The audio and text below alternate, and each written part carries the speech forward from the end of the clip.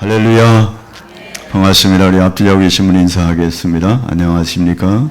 평안하셨나요? 네, 반갑습니다. 네. 오늘은 우리 교단에서 2단 경계주일로 그렇게 교인들을 일깨우는 그러한 주일로 정했습니다. 2월달 첫 주, 9월달 첫 주를 2단 경계주일로 해서 그동안 느슨했던 마음들을 한번 다시 되새겨 다짐해보고 넘어가지 않고 미혹되지 않도록 우리가 주의를 기울일 필요가 있다. 그래서 그렇게 정했습니다. 오늘 제가 본문의 말씀을 가지고 제목을 예수, 예수, 예수 이렇게 정했습니다.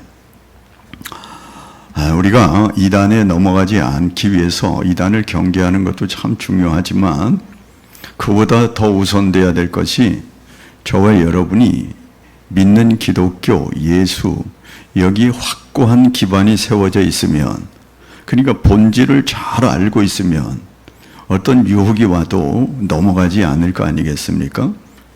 잘 모르고 흔들리니까 넘어가기 쉬운 거죠. 그래서 오늘 말씀을 통하여서 내가 믿는 기독교, 내가 믿는 예수 어떤 것인가 다시 한번 다 알고 있는 것이지만 다시 한번 확인하고 흔들림 없이 어떤 유혹에도 넘어가지 않는 저와 여러분 믿음 생활 되시기를 주의 이름으로 축복합니다.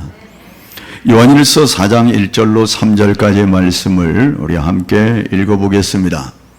사랑하는 자들아, 영을 다 믿지 말고 오직 영들이 하나님께 속하였나 분별하라. 많은 거짓 선지자가 세상에 나왔음이라. 이로써 너희가 하나님의 영을 알지니 예수 곧 예수 그리스도께서 육체로 오신 것을 시인하는 영마다 하나님께 속한 것이요 예수를 시인하지 아니하는 영마다 하나님께 속한 것이 아니니 이것이 곧 적그리스도의 영이니라. 아멘. 영을 다 믿지 말라, 속지 말라, 그런 말씀을 하고 있습니다. 기독교가 뭡니까? 세상에 많은 사람들이 기독교 생각하면 지루한 거야, 감동이 없어, 그저 연약한 사람들이 찾아가서 그 엎드려 울고불고 하는 아주 연약한 사람들이 다니는 종교야. 기독교 내가 가서 들어보니까 처녀가 잉태하여 아들을 낳았다는 둥 거짓말 투성이야. 나와는 아무런 상관이 없어. 2000년 전에 그것도 저 중동 이스라엘 지방에서 태어났다가 33년 잠깐 활동하고 떠난 예수, 그 나랑 무슨 관계가 있는가? 나는 21세기를 살아가고 있는데, 그래서 말하기를 전도하면 말이죠, 당신이나 열심히 다니라고. 기독교가 당신에겐 좋은지 몰라도 나에게는 아닙니다. 여러분, 그렇게 말하는 거 논리적이지 않습니다. 기독교가 자기에는 상관없는데 당신은 좋으니까 마음껏 믿으세요. 여러분, 기독교가 확실한 진리라면 그렇게 말하면 안 되죠. 만일 기독교가 거짓이고 헛된 것이라면 교회 다니지 말라 그래야 되거든요. 나도 안 다니니까 당신도 다니지 마세요, 그렇게 말해야 되죠. 그러나 예수 그리스도가 확실한 진리라면 당신만 좋으면 그게 아니죠. 우리가 좋으면 그도 좋아야 하고 모든 사람이 다 좋은 것 아니겠습니까? 그러니까 당신 좋은 대로 나는 아니라고 좋은 것을 인정하지 않던가 해야 될 텐데, 좋다고 말하면서 안 다니면 그거는 모순이라는 것이죠. 여러분, 기독교는 결코 지루한 것이 아닙니다. 연약한 사람들이 다니는 종교가 아닙니다. 이 기독교가 모든 사람의 삶을 가장 풍요롭게 풍성하게 하는 종교입니다. 기독교는 유일한 진리를 가지고 있습니다. 나와 상관없는 것이 아니라 나의 삶에 직접적으로 매우 기묘한 그러한 관계가 있는 것이죠. 그래서 오늘 제가 세 가지 말씀을 드리려고 하는데, 하나는 예수, 그분은 누군가. 두 번째는 그분은 하나님의 아들이다. 세 번째는 그분이 저와 여러분을 구원해 주셨다. 세 가지 말씀을 드리려고 합니다. 우리가 읽은 말씀 6절 초반을 다시 한번 읽어보겠습니다. 예수께서 이르시되 내가 곧 길이요 진리요 생명이니 아멘. 먼저 예수 그리스도가 누구인가? 길이요 진리요 생명이라는 겁니다. 어제가 금요일이죠. 토요일이죠. 금요일 날 박미영 집사님 아버지가 돌아가셨습니다. 금기용 집사님 장인 되시죠. 금기용 집사님이 연락이 왔어요. 목사님, 간접적으로 들으면 속상해 하실지 몰라서 제가 교회를 떠났지만 직접 전화를 드려야 되겠습니다. 아니 웬일이냐 그랬더니 장인어른이 돌아가셨다는 거예요. 그래서 물론 교회를 떠나 있지만 우리가 그리스도 안에서 한 형제자매이고 또 우리 교회에서 오랫동안 신앙생활을 해왔기에 중진들에게 연락을 했고요. 그래서 어제 장로님 내외하고 우리 내외 이렇게 네 분이 문상을 다녀왔습니다. 그곳에서 제가 전한 말씀이 바로 이 본문의 말씀이었습니다. 예수님께서 말씀하시기를 내가 곧 길이요 진리요 생명이라는 겁니다. 늘 말씀드리지만 이 앞에는 정관사가 붙어 있다고 말씀드렸죠. 예수님 말씀하시기를 내가 곧 그 길이요 그 진리요 그 생명이다 그렇게 말씀하는 거예요. 정관사가 붙어 있는 것은 유일할 때 붙어지는 거 아니겠습니까? 그래서 그 길이다. 그 길이 뭡니까? 그 길은 나를 통해서 하나님께로 이르는 바로 그 하나밖에 없는 길이다. 그런 말씀이죠. 여기 예수님께서 나는 무엇이다, 나는 무엇이다 이렇게 말씀하시는 것은 그 표현이 하나님이 하시는 표현입니다. 하나님 누굽니까? 그랬더니 나는 스스로 있는 자이다. 이렇게 모세에게 답을 해주었어요. 스스로 있는 자 나다. 그렇게 말씀했는데 예수님도 나는 길이다. 나는 생명이다. 나는 진리다. 이렇게 하나님의 표현을 자신이 하고 있습니다. 이 말씀은 여러 길, 여러 진리, 여러 생명 가운데 하나가 아니라 오직 하나, 오직 한 길, 오직 그 진리, 오직 그 생명이라는 말씀을 하시는 거죠. 여기에 나는 무엇이다, 무엇이었다가 아니라 무엇이다 이렇게 현재형을 사용하고 있는 것은 이 헬라어의 현재어를 쓰고 있다. 그 말은 불변하는 진리를 나타낼 때 그렇게 표현합니다. 예수님이 나는 길이다. 그 말은 불변이다. 그 말이에요. 나는 진리이다. 내가 진리인 것은 불변이다. 내가 생명이다. 그거 여전히 불변이다. 어느 한때의 길이 아닙니다. 어느 한때의 진리가 아닙니다. 아니 미래의 진리고 미래의 길이고 미래의 생명이 아니라 현재, 과거, 미래 아무런 구별 없이 항상 길이고 항상 진리고 항상 생명이다. 그렇게 말씀하시는 거죠. 예수님이 누구라고요? 그 길이라고요. 이 그 길이라고 하는 것은 두 가지 의미를 말해요. 구원에 이르는 길이다. 예수님께 이르는 길이다. 그 목적에 이르는 유일한 길이다. 뿐만 아니라 내가 그 길로 인도하는 그분이다. 그렇게 말씀하시는 거죠. 그 진리는 뭡니까? 예수님이 내가 진리다, 그 진리다 말씀하셨는데 진리는 오직 한 가지 사건에 하나뿐이 없습니다. 하나님은 자신을 진리라고 말씀하셨습니다. 하나님의 계시를 진리라고 말씀합니다. 시편 86편 11절 말씀입니다. 여호와여 주의 도를 내게 가르치소서. 내가 주의 진리에 행하오리오니 일심으로 주의 이름을 경외하게 하소서. 주의 진리를 행하게 하소서. 주의 진리는 주의 도구, 주의 말씀이죠. 주의 말씀이라는 건 바로 그분을 말하는 거 아니겠습니까? 그래서 유일하신 하나님을 표현할 때 진리라고 말합니다. 그리고 하나님의 계시를 말할 때 진리라고 말하는데, 예수님이 내가 그 진리다 그렇게 말하는 것은 하나님의 말씀이 바로 나로 말미암아 지금 너희에게 실현되어지고 있는 거다, 그렇게 말씀하시는 것과 같습니다. 그래서 요한복음 1장 18절에 이렇게 말씀합니다. 본래 하나님을 본 사람이 없으되 아버지 품속에 있는 독생하신 하나님이 나타내셨느니라. 예수 그리스도가 하나님을 나타내셨다, 그렇게 말씀합니다. 그러니까 자신이 진리라고 말하는 것은 진리의 근본이신 하나님이 바로 나를 통해서 보여지는 것이다, 그렇게 말씀하고 있는 것이죠. 그리고 그 생명은 뭘까? 요한복음 5장 26절입니다. 아버지께서 자기 속에 생명이 있음같이 아들에게도 생명을 주어 그 속에 있게 하셨고, 이 생명이에요. 이 생명은 우리가 한번 죽는 그런 생명을 말하지 않습니다. 이 생명은 영원한 생명을 말해요. Eternal life.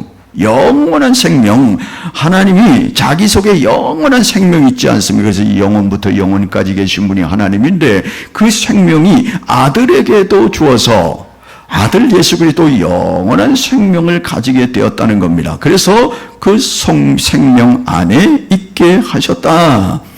그것이 바로 그 생명, 영원한 생명을 말씀하는 것입니다. 그러니까 이 영원한 생명은 단순한 생명의 연장이 아닙니다.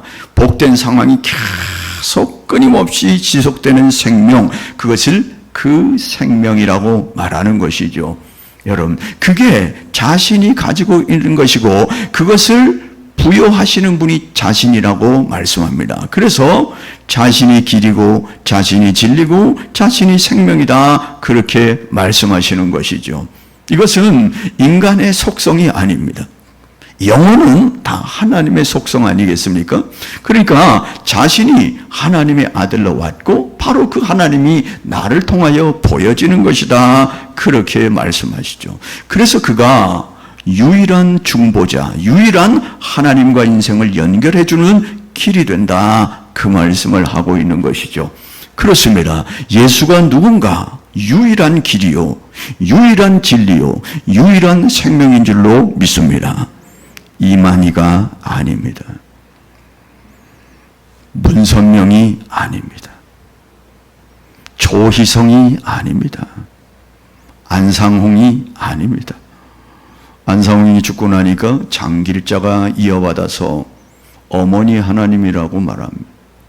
동네마다 하나님의 교회라고 얼마나 크게 자리를 잡고 있는지 몰라요. 세상 사람들은 교회인가 보다 그렇게 말하지만 질적으로 다른 교회입니다. 하나님의 교회에 속으면 안 됩니다. 여호와의 증인 아닙니다. 만민중앙교회 이재록 아닙니다. 이재록도 죽고 나니까 그의 딸이 이어받아서 교회를 하고 있습니다.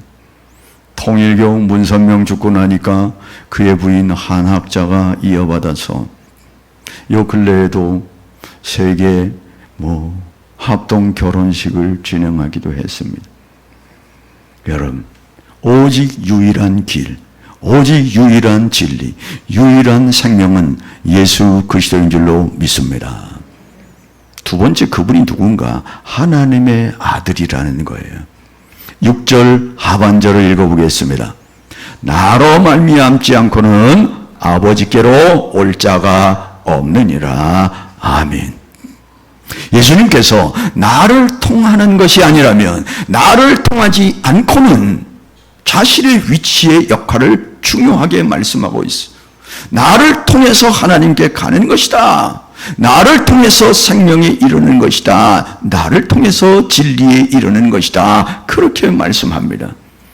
요한일서 5장 11절 12절 말씀 읽어보겠습니다. 또 증거는 이것이니 하나님이 우리에게 영생을 주신 것과 이 생명이 그 아들 안에 있는 그것이니라. 아들이 있는 자에게는 생명이 있고 하나님의 아들이 없는 자에게는 생명이 없느니라. 그래서 예수를 믿음으로 말미암아 그 아들의 생명이 우리에게 넘어오게 된다는 겁니다. 이 생명 역시 영원한 생명을 말씀하는 것입니다. 그래서 그 아들이 없는 자는 생명이 없어요. 예수 그리스도를 영접하지 아니한 사람은 생명이 없다는 겁니다. 그러나 예수 그리스도를 영접하여 하나님 안에 있는 자, 그 아들에게 있는 자에는 영생이 있다. 그렇게 말씀하는 것이죠.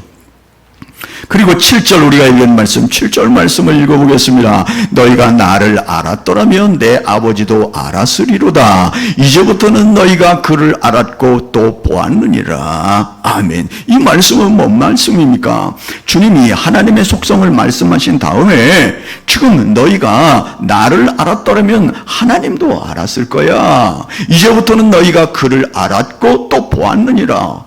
아니, 하나님이 보이지 않는데 어떻게 보았다고 말하는 겁니까? 이 말씀은 너희가 나를 보았니? 그러면 하나님을 본 거야. 그 말과 같은 의미 아니겠습니까?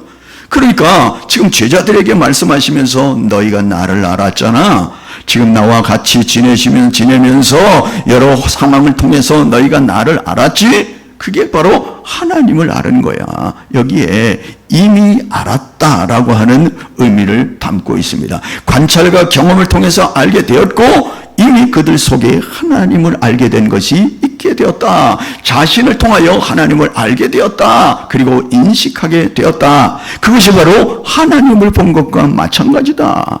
그러니까 자신을 하나님의 아들로 소개하면서 하나님이라고 말씀하고 있는 것이죠. 여러분, 많은 사람들이 예수님을 그저 위대한 종교 지도자라고 말합니다. 그러면서 단지 인간일 뿐이다. 하나님은 아니다. 기독교를 믿지 않지만 예수님은 4대 성인으로서 내가 존경한다. 그렇게 말하시는 분이 있어요. 왜요? 인류 4대 성인 중에 한 사람이니까. 공자, 석가, 소크라테스, 예수. 이거는 학생들 책에도 나오잖아요. 교과서에도 인류의 4대 위대한 성인이 누군가, 이 4명이 등장합니다. 여러분, 그래서 세상 사람들은 나가 예수를 믿지 않지만 위대한 도덕 선생이고 멋진 분이라 난 존경한다. 그렇게 말하는 사람들이 있습니다. 이게 믿지 않는 사람들의 보편적인 생각이라고 말할 수 있어요. 특별히 막 거부하거나 그러지 않는 사람 이상 학교에서 배운 거 4대 성인 중에 한 사람이니까. 여러분, 그런데 4대 성인으로 받아서는 안 됩니다. 그건 자기 주관이지. 왜요? 예수님이 어떻게 말씀했느냐라 하는 사실을 깨닫게 되면 그렇게 인정할 수가 없다는 겁니다. 예수님이 뭐라고 말씀하시냐? 하나님과 관계를 맺고 싶다면 나를 만나야 된다 말씀합니다. 내가 생명의 떡이다 말씀합니다. 내가 세상의 빛이다. 나는 부활이요 생명이다. 나를 믿는 자는 죽어도 살겠고 나를 믿는 자는 영원히 죽지 않겠다. 수고하고 무거운 짐진 자들아 다 내게로 오라. 내가 너희를 쉬게 할게. 나를 영접하는 것은 하나님을 영접하는 것이고 나를 환영하는 것은 하나님을 환영하는 것이고 나를 본 사람은 하나님을 본 사람이야. 이렇게 말하는데 이분이 정상적인 사람입니까? 사람이 자신이 하나님이라고 말하는데 말이죠. 그리고 중풍병자를 고쳐주면서 내 죄 용서를 받았느니라 이렇게 말해요. 여러분, 죄 용서를 선언할 수 있는 분은 오직 하나님 한 분뿐이지 않습니까? 하나님이 아니고서는 할 수 없는 죄 용서를 선포합니다. 여러분, 죄 지은 사람이 자기가 손해를 입은 사람에게 용서를 구해야 되는데 주님은 어떤 의미에서 제3자 아닙니까? 제3자 대신 그분이 그 사람에게 너가 죄 지은 그 사람에게 용서를 구하라 말씀하지 아니하고 이미 내가 내 죄를 용서한다고 선포한다는 거예요. 다른 사람을 의식하지 않습니다. 하나님이 직접 죄 용서를 선포하는 것과 같이 똑같이 그렇게 합니다. 그리고 내가 장차 세상을 심판할 것이다 라고 말씀합니다. 내가 다시 돌아올 것이라고 말씀하시면서 내가 영광의 보좌에 앉을 것인데 이 세상 마지막 날에 내가 각자를 심판할 것이라고 말씀합니다. 빌라도가 내가 하나님의 아들 그리스도냐 물었더니 뭐라 했죠? 맞다. 자신이 하나님의 아들임을 인정하는 발언을 합니다. 그러면서 내가 장차 구름을 타고 올 건데 너희 모두가 보게 될 것이다. 그날에 천군 천사를 동원하여 나팔 소리와 함께 내가 임하게 될 것이다. 이런 말씀을 하는 거예요. 여러분, 주님의 재림은 세상의 끝을 말합니다. 그렇기 때문에 이 땅에 많은 사람들이 재림주라고 말하는 것은 이미 거짓말쟁이들이에요. 이만희가 재림주가 아닙니다. 재림했다 하면 세상은 끝나는 것이고 이미 하나님의 나라가 완성되는 것이기 때문에 재림했는데도 아무런 세상에 변화가 없다고요? 문선명이 재림주가 아닙니다. 아무 일이 없잖아요. 그도 인생이라 죽고 말았습니다. 영생교회 조희성 죽고 말았습니다. 구원파의 유병원 죽고 말았어요. 신천지 이만희 얼마 안 남았습니다. 물론 또 다른 사람이 나타나겠지만 말이죠. 재림주라고 말할 수 없습니다. 재림주는 구름을 타고 전능하신 하나님의 천사를 대동하고 오시는 그때가 재림주예요. 그래서 주님이 여기 있다 저기 있다 해도 믿지 말라고 말씀하지 않습니까? 여러분, 도마가 나의 주 나의 하나님이여 이렇게 고백한 적이 있잖아요. 예수님이 부활해서 보여줬더니 그가 못 믿었다가 예수님의 장자국과 예수님의 허리를 손을 보고 나서 그가 엎드려 나의 주 나의 하나님이여 이렇게 고백했습니다. 여러분, 감히 인간에게 나의 주 나의 주까지는 좋지만 나의 하나님이여 라고 고백을 했을 때 예수님이 내 이놈 무슨 말을 하느냐고 그래야 되지 않습니까? 그런데 전혀 그러지 않습니다. 나의 하나님이라고 말씀할 때 그대로 그것을 인정하면서 너는 나를 보고서 믿느냐 보지 않고 믿는 자가 행복한 사람이다. 그렇게 말씀하세요. 자신이 하나님이라는 거예요.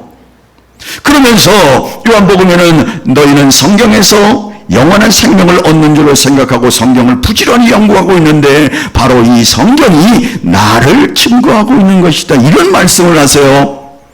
너희가 모세를 믿었으면 나를 믿었을 것이다. 모세가 나에 관하여 기록했기 때문이다.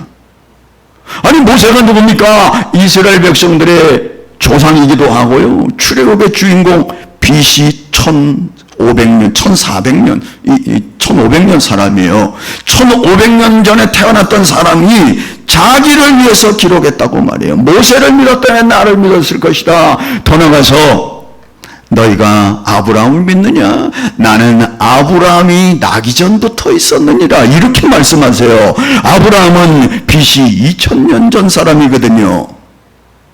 믿음의 조상 아브라함이라고 말하는데 이제 태어난 이제 AD 33년 33살밖에 되지 않은 이 예수가 2000년 전에 태어난 아브라함이 나기 전에 내가 있었다라고 말씀한다는 거예요. 여러분, 이걸 어떻게 받아야 합니까? 세 가지요. 하나는 사기꾼이요. 둘째는 정신 이상자요. 셋째는 사실이요. 다른 이유가 없어요. 여러분, 그럼 만일 사기꾼이라고 하면 사기꾼 위에 기독교가 지금 존속되어서 세워져서 여기까지 왔다는 게 말이 됩니까?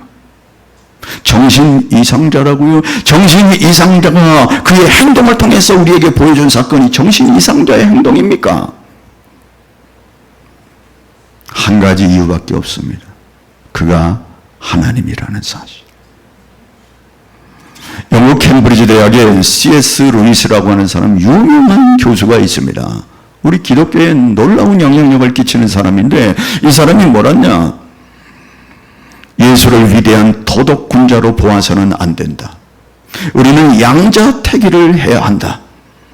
그분의 말씀대로 하나님의 아들로 인정하든지 아니면 거부하든지 적당히 도덕군자라는 말은 예수님에게 통하지 않는다. 하나님의 아들이든지 아니면 반대로 미친 사람 중에 하나이든지를 인정해야 한다.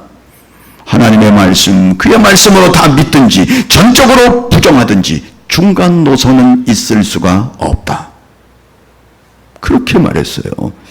여러분, 예수님이 이렇게 말한 모든 것들이 옳다는 증거를 보여드리고 있습니다. 그것은 그의 가르침을 통해서 증명합니다. 서구의 모든 문명이 기독교를 기초로 해서 일어나게 되었어요. 뿐만 아닙니다. 모든 법전이라든지 모든 규율이라든지 다 예수 그리스도의 말씀을 기초로 해서 법조항들이 세워지고 있습니다. 여러분, 미친 사람에 의해서 사기꾼의 말에 법조항을 근거로 들겠습니까? 그의 행동이 증거합니다. 그는 가나 혼인잔치에서 물로 포도주를 만들었습니다. 한 손에 보리떡 5개 물고기 2마리로 5,000명 아니 근 2만 명을 먹이고도 12강주리를 남기셨습니다. 바람과 파도를 명령으로 잔잔케 하셨습니다. 수많은 불치의 병들을 말씀 한마디로 고쳐주셨습니다. 보지 못하는 사람은 눈을 뜨게 하고 귀머거리를 듣게 하고 중풍병자를 살렸습니다. 죽은 자를 살렸습니다. 여러분, 이분이 사기꾼입니까? 이분이 미친 사람입니까? 여러분, 그의 인품이 증명합니다. 그의 인품은 오늘도 많은 그리스도인들에게 영향력을 주어서 그의 삶들을 변화시키고 선하게 살도록 인도하시는 성품을 우리에게 주시죠.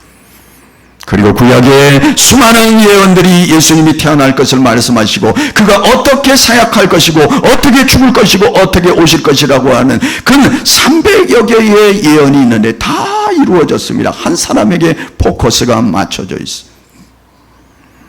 여러분, 그 중에 중요한 29개의 예언은 하루에 다 이루어졌습니다. 그게 십자가의 사건입니다.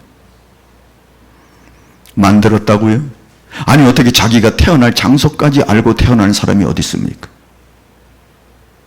성경이 말씀한 베들레헴에서 그가 태어났어요. 미가 선지자가 근 700년 전에 예언했던 그 예언이 베들레헴에서 그대로 적용돼요. 베들레헴 에브라다야 너는 지극히 작을지라도 내게서 다스릴 자가 나리라고 말씀하신 그 말씀을 하고 그는 죽었는데 700년 후에 여러분, 우리가 잘 알지 않습니까? 원래 예수님은 베들레헴에서 태어날 뿐이 아니에요. 나사렛에서 태어나서 했습니다. 그런데 로마 황제 아구스토가 모든 백성들에게 호적하라 명령하여 나사렛 북쪽 지방에 살고 있던 마리아와 요셉이 호적하러 베들레헴까지 내려와 그때의 베들레헴 도착하자마자 중간에 얼마든지 태어날 수도 있었지만 베들레헴에 도착하여 태어났어요. 이게 하나님의 주도적인 사건이죠. 여러분, 그분은 하나님이라고 밖에 설명할 수가 없어요. 제가 때로 전도할 때 그런 얘기를 합니다. 제가 예언을 하나 해보겠습니다. 아니 사람이 무슨 예언을 하나. 제가 그랬죠. 한번 들어본 기억들이 있으실 거예요. 이 등촌 삼거리에서 내일 오전 12시에 교통사고가 날 겁니다. 아이 그건 누구나 못해. 그럴 수 있지. 교통사고야 누구나 나는 거지 뭐. 제가 내일 12시 등촌 사거리에서 택시끼리 부딪힙니다. 그 택시 하나는 저 제주도 택시고요. 그 하나 택시는 저 전라도 택시입니다. 그 택시가 둘이 부딪힐 건데 하나는 제주도는 여자 기사입니다. 전라도 택시 기사는 할아버지 기사입니다. 여러분 제가 그렇게 자꾸 구체적으로 이야기하면 처음에는 교통사고 그럴 수 있지 하다가 에이 설마 말도 안 돼. 그러실 거 아니에요. 무슨 말씀을 하냐면 라프하게 둥그렇게 예언을 하면 누구나 할 수 있어요. 그러나 점차 줄여서 정확한 시간까지 정확한 날짜까지 정확한 사람까지 예언하는 것은 있을 수 없는 일인데 딱 있을 수 있는 일이 한 가지 있습니다. 그게 뭐죠? 제가 하는 겁니다. 제가 그렇게 예언해 놓고 이루어질 수 없는 사건이지만 제가 제주도 택시기사를 섭외하고 그리고 전라도 택시기사를 섭외해서 12시에 그 자리에 갖다 놓고 그리고 시간이 되면 부딪히면 제가 사례를 하겠습니다. 라든지. 그러니까 제가 만들지 않고서는 있을 수 없는 일이라니 그게 무슨 말씀입니까? 하나님이 아니고서는 이 300가지의 예언을 이룰 수가 없다는 거예요. 29개 예언이 한 날에 집중될 수 있도록 할 수 있는 분은 오직 그분밖에 없다는 거예요. 그분은 하나님의 아들이십니다. 마지막 세 번째, 그분은 우리를 구원하셨습니다. 베드로전서 2장 24절 말씀입니다. 친히 나무에 달려 그 몸으로 우리 죄를 담당하셨으니 이는 우리로 죄에 대하여 죽고 의에 대하여 살게 하려 하심이라. 그가 채찍에 맞음으로 너희는 나음을 얻었나니. 할렐루야. 그가 친히 나무에 달려 그 몸으로 우리 죄를 담당하셨다는 거예요. 주님이 오셔서 하신 말씀이 뭐죠? 내가 온 것은 섬김을 받으려 함이 아니라 섬기려 하고 많은 사람들을 위해 대속물로 주기 위해서 왔다고 말씀하셨어요. 그리고 십자가에서 대속물로 죽으셨습니다. 여러분, 이만희가 해준 게 뭡니까? 저가 여러분에게 해준 게 뭐예요? 통일경 문성명이 해준 게 뭡니까, 우리에게? 예? 교주라고 말하는 그 사람들이 우리에게 해준 게 뭐 있어요? 오직 예수 그리스도는 그가 오셔서 나는 많은 사람들의 대속물로 죽기 위해 오셨다 말씀하시고 말씀 그대로 십자가에 달려 돌아가셔서 죄 없는 몸이 우리의 죄를 담당케 하셨어요. 이게 하나님의 작품입니다. 여러분, 왜 이 십자가의 고통을 당하셔야만 했습니까? 이 십자가의 고통은 지옥의 고통을 상징하는 사건이에요. 지옥은 철저히 하나님께 버림받는 곳이었습니다. 지옥은 철저히 평생도록 영원히 고통당하는 곳이 지옥이잖아요. 주님이 말씀하셨어요, 지옥의 형편을. 그런데 그 사건들을 통하여 우리를 거기에서 건져내시기 위해서, 여러분, 구약에서는 자신의 죄를 용서받기 위해서는 짐승들을 가지고 제사를 드렸어요. 영원한 제사가 아닙니다. 제사 드리고 또 갔다가 또 죄를 지으면 또 짐승을 가지고 또 제사 드리고 일시적이고 반복적이고 불완전한 제사였습니다. 그러나 하나님이 만드신 이 십자가의 사건은, 유일한 십자가의 사건은 죄 없는 예수 그리스도를 인류를 대표하여 십자가에 달게 하시고 그를 믿음으로 받는 자들에게는 그 죄의 그 사함을 적용시켜 주신다고 말씀해요. 인류의 대표.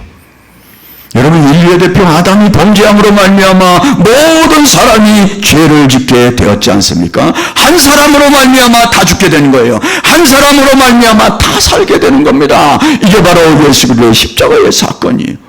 왜 그랬는가? 히브리서 9장 15절 말씀입니다.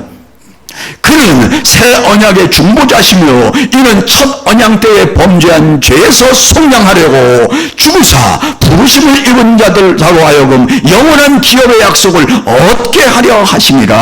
할렐루야. 그분이 새 언약의 중보자가 되어서 하나님과 우리 사이를 연결하는 자가 되어서 첫 언약 때 아담이 범죄한 죄에서 우리를 용서하시고 속량하시고 그래서 죽으시고, 죄의 삭은 사망이니까 죽으시고 부르심을 입은 자들, 저와 여러분에게 영원한 기업의 약속을 얻게 하려고 그렇게 하셨다는 거예요. 그래서 예수님의 십자가의 죽음은 어떤 의미인가? 700년 전 이사야가 이렇게 예언했습니다. 이사야 53장 4절로 5절 말씀이에요. 그는 실로 우리의 질고를 지고 우리의 슬픔을 당하였거늘 우리는 생각하기를 그는 징벌을 받아 하나님께 맞으며 고난을 당한다 하였노라. 그가 찔림은 우리의 허물 때문이요 그가 상함은 우리의 죄악 때문이라. 그가 징계를 받음으로 우리가 평화를 누리고 그가 채찍에 맞음으로 우리가 나음을 받았도다. 할렐루야. 야, 이사야 선지자 한 700년 전에 말이죠. 주님이 주시는 환상을 보고 상상을 보고 계시를 보고 그대로 기록한 것뿐입니다. 그런데 이게 십자가의 사건을 얼마나 그렇게 십자가의 사건을 보는 듯 기록해놨던지. 여러분, 또 말씀드리지만 문성명이 우리에게 해준 게 뭐예요? 이만희가 해준 게 뭡니까? 자신들이 아방궁을 차리고 자기 혼자 잘 먹고 잘 살고 있어요. 지난해 코로나 때 이만희 그 궁교원 봤죠? 그 문 앞에 나와서 절하면서 코로나 때문에 얘기하는 거 봤죠? 가평으로 가면요, 가평 터널 지나가다 보면 위쪽에 하얀 그 왕궁 같은 게 그렇게 서 있어요. 가평 지나가다 보면. 그거 문성명 왕궁이에요. 뭐 하는 겁니까? 예? 섬김을 받으려 옴이 아니라 섬기려 하고 자기를 대속물로 주게 오신 예수 그리스도 어떻게 비교가 되겠습니까? 지난번에도 사진도 봤죠? 이만희가 말이죠, 자기 그 신도들의 무등 타가지고 막 가고 있어요. 그게 섬김의 모습입니까? 굴림의 모습이지. 여러분, 사도행전 3장 15절 말씀은 이렇게 말씀합니다. 생명의 주를 주겠도다. 그러나 하나님이 죽은 자 가운데서 그를 살리셨으니 우리가 이 일의 증인이라. 할렐루야. 죽으실 뿐만 아니라 살아나셨어요. 살아났다고 하는 것은 무슨 뜻이라고 말씀드렸죠? 자신의 죄 때문에 죽은 건 아니라는 것을 증명한다고요. 죄의 삭은 사망인데 그가 죽었습니다. 죄 때문에 죽은 건 분명합니다. 인류의 죄 때문에 죽었다고 말씀하시 그거 분명하지만 그가 죽은 가운데 살아나지 않았으면 그가 그 죄 때문에 죽었다고 말할 수밖에 없는데 그가 부활하셨어요. 죽음은 죄를 사해 준 것이지만 부활했다는 건 자신의 죄는 상관이 없다는 걸 말하는 거 아니겠습니까? 그가 부활하셨어요. 그리고 살아나신 이 사실을 제자들에게 보여주셨어요. 여러분 얼마 동안 보여주셨는지 아십니까? 사도행전 1장 3절 말씀이에요. 그가 고난받으신 후 또한 그에게 확실한 많은 증거로 친히 살아계심을 나타내사 40일 동안 그들에게 보이시며 하나님의 나라의 일을 말씀하시니라. 할렐루야. 부활하신 후에 40일 동안이나 제자들에게 나타나셨다는 거예요. 그리고 하나님의 일을 말씀해 주셨다는 겁니다. 왜요? 제자들이 부활을 믿지 못할 것 같으니까 세상에 이런 일이 어찌 있을까?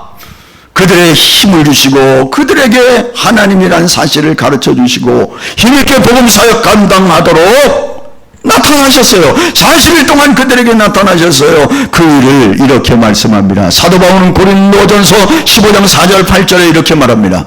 장사 지낸 바 되셨다가 성경대로 사흘 만에 다시 살아나사 게바에게 보이시고, 게바가 누굽니까? 베드로예요. 베드로에게 보이시고 후에 12제자에게 보이시고 그 후에 500여 형제에게 일시에 보이셨나니 그 중에 지금까지 대다수는 살아있고 어떤 사람은 잠들었으며 그 후에 야고보에게 보이셨고 그 후에 모든 사도에게 보이셨고 맨 나중에 나에게도 보이셨느니라. 할렐루야. 여러분 죽음이 예수님의 부활은 과학적으로도 얼마든지 증명될 수 있지만 과학적인 증거가 없더라도 증인이 있으면 끝나는 겁니다. 법적으로도 증인이 있으면 끝나는 거 아니에요?